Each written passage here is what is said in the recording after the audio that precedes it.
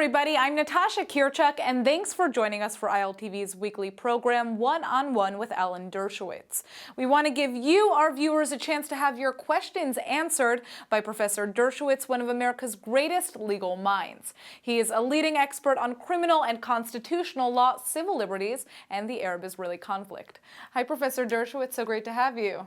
Nice to be on. Thank you. All right, so I know you're as busy as ever with everything that's happening. Let's get started. As you know, every week we open our show with a special guest. Today we're honored to have several special guests. During your recent visit to Israel, you had dinner with the iconic mayor of New York, Rudy Giuliani, and you discussed a lot of issues, some very private and some dealing with the most important issues affecting America, Israel, and of course, New York City. Let's hear a little sample from your dinner conversation. I'm here with my buddy Alan Dershowitz. We just had a wonderful meal, and I want to ask him.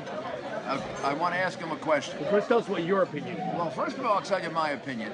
My opinion has been, since the time the legislation was passed back in the 90s, that the American embassy should be in Jerusalem. But I want to ask Alan what his opinion is and what the implications of that would be.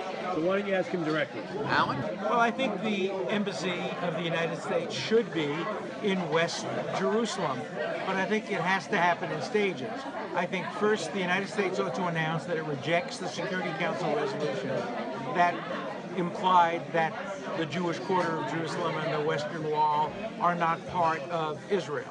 Second, I think the United States ought to negotiate with its allies, the Saudis, the Egyptians, the Jordanians, the Emirates, and get them to agree that putting the embassy in West Jerusalem doesn't pose any problems for Islam, and there's no reason why there should be any objection to it, because of course West Jerusalem is and has been the capital of Israel since 1948.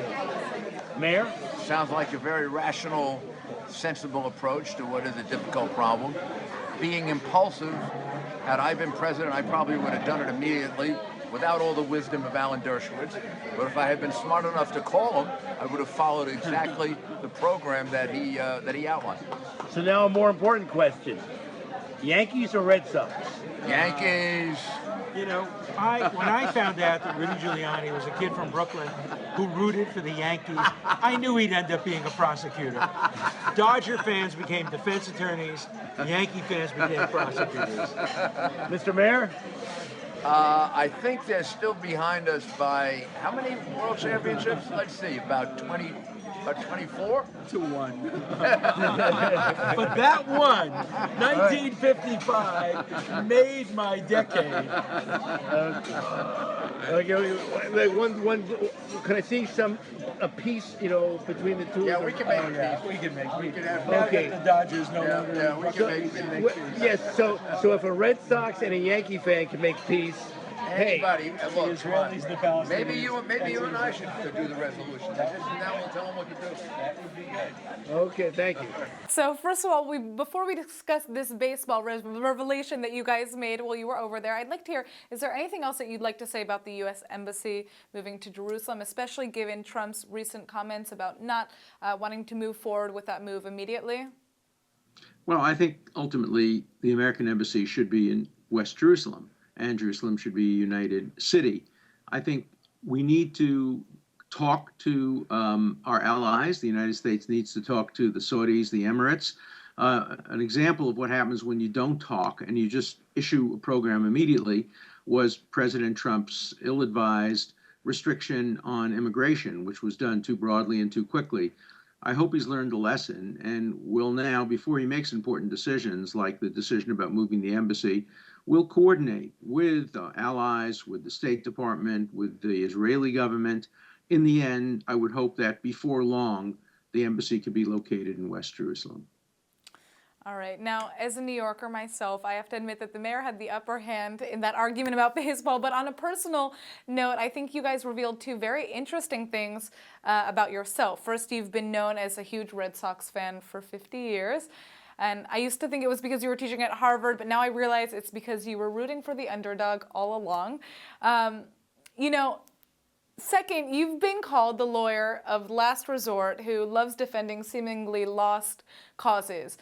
Is that perhaps rooted in your days growing up rooting for the Dodgers, who were also victims of the Yankees' success? And in other words, do you owe your astonishing career to your childhood love of baseball? Well, of course, everything I am grows out of growing up in Brooklyn and being a Brooklyn Dodger fan. I went to high school 4 blocks from Ebbets Field. I recently was in touch with Carl Erskine, who was one of the great Brooklyn Dodger pitchers in the 1950s. It was a great thrill. I grew up a block away from where Sandy Koufax lived as an adolescent. So Brooklyn, the Brooklyn Dodgers were a very important part of my life and my career. There you go. All right, Professor. Now, we're equally honored to have with us today former Congresswoman Jane Harman, who represented the state of California for 9 terms and was known as one of the leading experts in the U.S. Congress dealing with security issues. Today, she's the president and CEO of Woodrow Wilson International Center, one of America's leading think tanks. And like many other prominent American figures, of course, she was a student of yours. Let's hear her question. Hi, Alan. It's your former student, Jane Harman. Imagine how many decades ago that was. You and Alan Stone taught me about the limits of law in the context of social change. Well, I don't know what you taught me because X decades later, we're still talking about the limits of law in the context of social upheaval. So maybe you and Alan should come back and teach that course again at Harvard Law School. I think the kids would be fascinated. And I've been fascinated all these years. I served in Congress, as you know, for 9 terms and struggled with the hard issues on security and surveillance and intelligence. And we didn't agree on all those issues. In fact, I'm going to ask you a question about one of them. But I'm sure we agree that they're hard and that the world is ever more dangerous and that we have to think more creatively. That was a good thing about the teaching I got from you. This is a compliment, Alan. It was to think anew and to stay fresh. And all these years later, I think you and I are 2 of the youngest kids in the room. So here's my hard question for you, Alan. Do you really still think that torture warrants are a good idea? I'll just tell you, I talked to a lot of folks, and especially John McCain, who, as you know, was tortured, and they don't think it works. And I saw the different concepts that could be used other than enhanced interrogation techniques. And most of the people who did that think that the building trust was a much more successful idea. So my question to you about the limits of law in the context of social change is, Alan, are you still wedded to this idea of torture warrants? Well, thank you so much, Congresswoman. You were a great student. You were a great member of Congress. But like many others, you misunderstand my position on torture. I am totally, completely, unequivocally, unalterably opposed to the use of torture under any and all circumstances. That's been my moral position from day one. That will always be my moral position. That's my moral position. Empirically, I think, if we ever had a ticking bomb situation in the United States, in Israel, in England, in any democratic country, if we ever really had a ticking bomb situation where we captured a terrorist, we knew that he had planted a nuclear weapon or some other serious mass destruction weapon, he would be tortured. That is a fact. It would be over my objection and yours, but he would be tortured. My view is if that's going to happen, I'd rather have democratic accountability. I'd rather have it done with a warrant than under the radar screen. So morally, I'm opposed to torture. Empirically, I know it's going to happen. Do I think it ever works? I think it generally doesn't work. I think often it produces false results. But there have been circumstances where torture has worked and has led people to the perpetrators. There was a case in the Philippines where a man was planning to blow up 11 jets flying over the Pacific Ocean with passengers on them.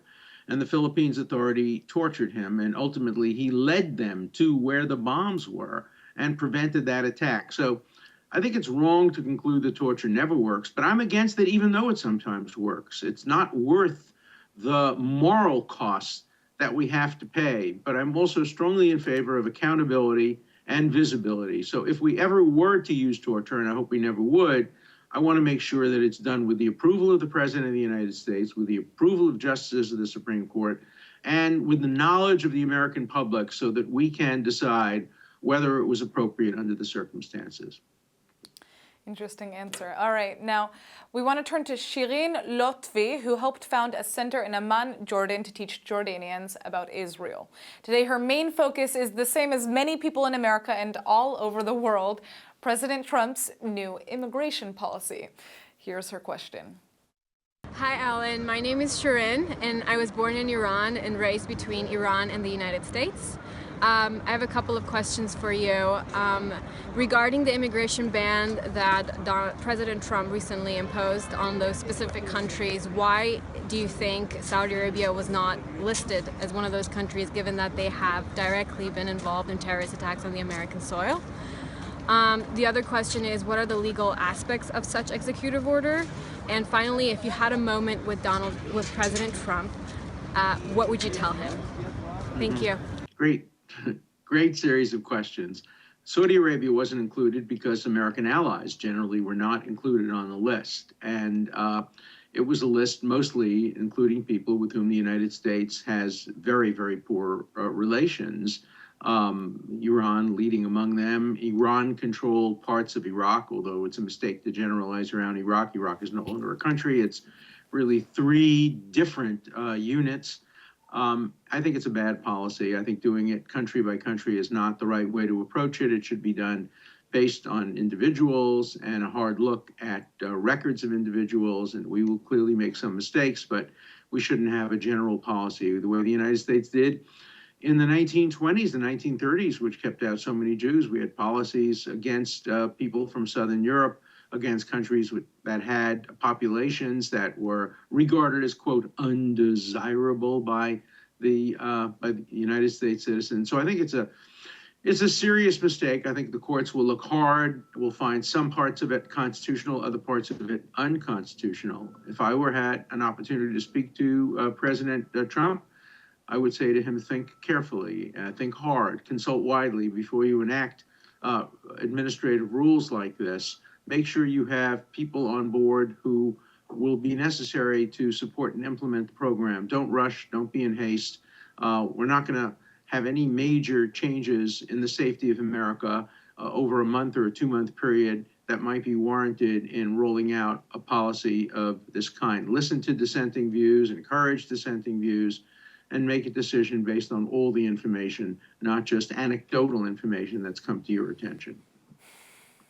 All right.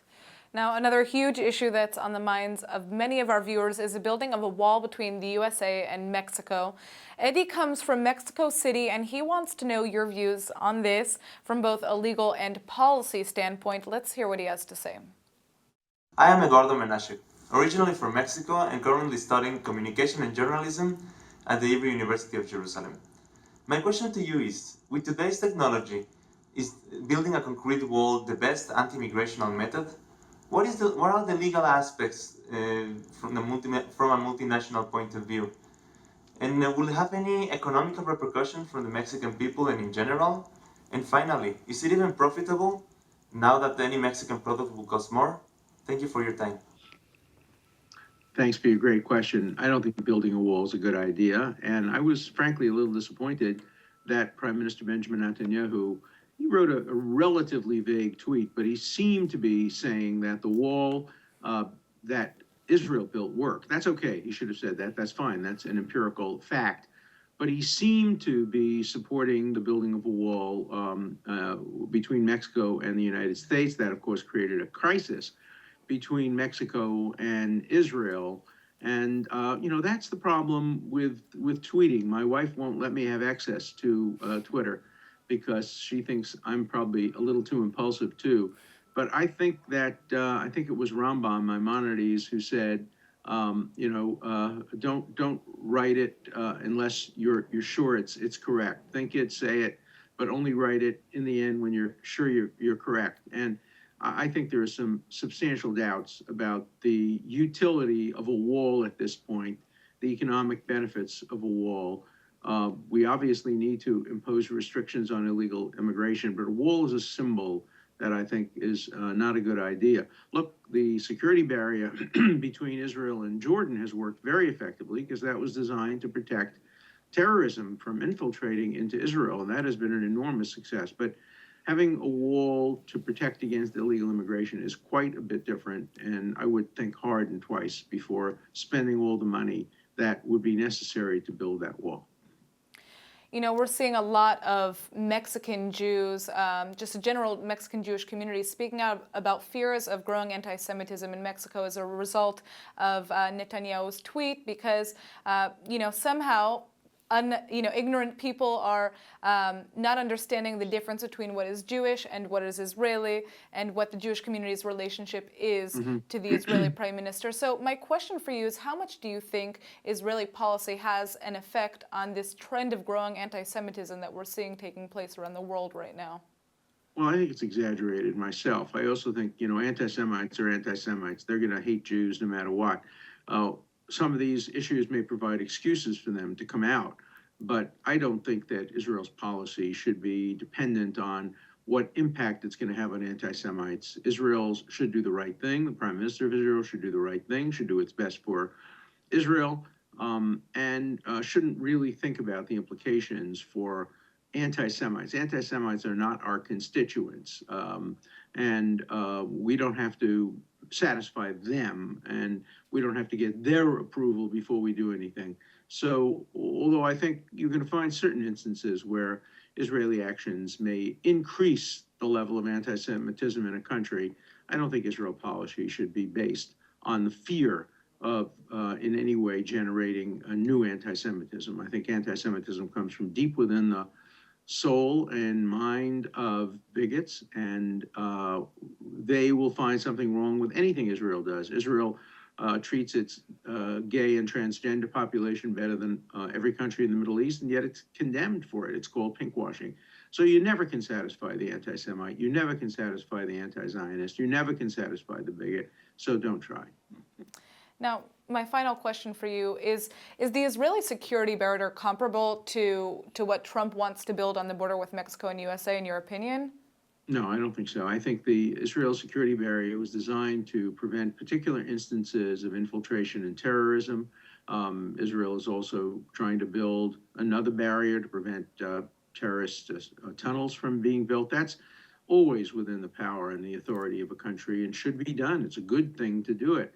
I think building barriers to keep out immigrants, sometimes refugees, sends often the wrong message. There have to be border controls, but walls, I think, send the wrong signal. The Statue of Liberty is a better symbol for America than the walls. And the fact that Israel is willing to take in some Syrian refugees now, children and people in need of medical care, that's a far better symbol of what Israel is really all about than the wall that keeps out refugees in the south of Israel. Okay, with all the hard questions, we want to end our show on a lighter note. And by a lighter note, I mean literally a musical note. Let's hear from Yuli Yoeli, who has the largest collection of Elvis memorabilia outside of Graceland. Hi, Alan. My name is Yuri, and I'm a big fan of you. And I know that you are a great man, but I must tell you that I have someone else greater than you. It's Elvis. 40 years ago, I created this place. It's located geographically between Jerusalem and Tel Aviv. It's on the mountains. And we are surrounded here from Arab, Christian, Orthodox Jews, all together. And all of us like the music, and I think that the music is something of peace. From the music, we can come to the big peace all over the world. Well, and I know that you like music, like Chazanut and Jewish music. I don't know if you're a big fan of Elvis, but if you have to choose one song of Elvis, which one is it? Me Tender. I love his songs. Unchained Melody. I just love his music. It was the music of my generation. I have been to the Elvis place outside of Jerusalem. I think it was at a gas station. I don't know if that's the one you're talking about, but I even got a T-shirt. So I'm a big Elvis fan, and I've never made it to Graceland. I'd like to do that one of these days. And I don't think you have to pick and choose between Chazanut and great rock. I like them. I like them all. And there was a man who recently died who combined chazanut and good folk music. Leonard Cohen, with his famous not only Hallelujah, but Who by Fire, which is a song that comes from the Natana Tokef, and of course his most recent song just before he died about It's Getting Darker. And so music, great music is great music, and I love all genre of great music. I love good classical music, good rock music. Recently went to the Motown Museum in Detroit, and I just loved listening to the great Motown musicians. And it's wonderful when you come to Israel to hear so many types and strains of eclectic music. Music is really food for the soul, and I could never be without music. When I work, I have music playing in the background. I pick my music selectively. When I'm writing, I don't use opera, I use symphony. I don't use music with words, but then sometimes I love music with words, sometimes popular music, often classical music. So keep glorifying Elvis. He was a great singer who lived a troubled life. But next to Frank Sinatra, I think he's my favorite singer of that era. Next time we're going to have to get a playlist of your favorite songs, what you listen to while you're writing. Could be good for the show. I did it my way. Don't be surprised that I did it my way. It's one of my favorites, Frank Sinatra songs. Oh, of course, one of the best. All right, that's all the time we have for today. Thanks so much for your time, Professor. And I also want to thank all of our guests, especially the Honorable Jane Harman and Rudy Giuliani.